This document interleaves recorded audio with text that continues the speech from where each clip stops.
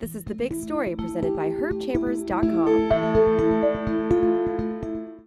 For the outside world, the playoff game between the New England Patriots and the Denver Broncos is being framed as one in pitting the forces of good, as represented by the virtuous Tim Tebow, against the forces of evil, as represented by the dastardly New England Patriots, who were probably one of the most disliked teams in all of America. Locally, of course, it's about much more. It's about a Patriots team that, for the third year in a row, has a first-round game at home and has lost the two previous ones and cannot possibly even wrap their heads around the idea of losing a third time at home.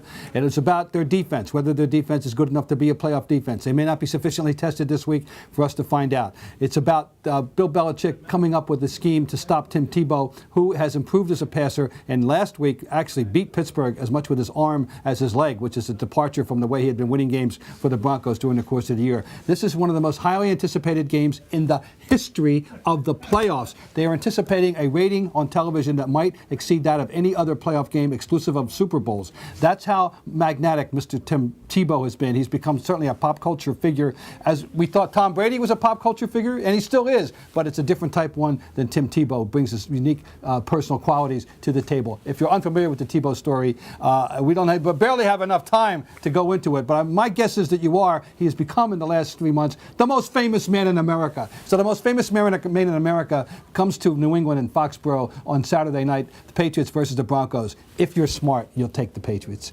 For the Boston Globe, I'm Bob Ryan.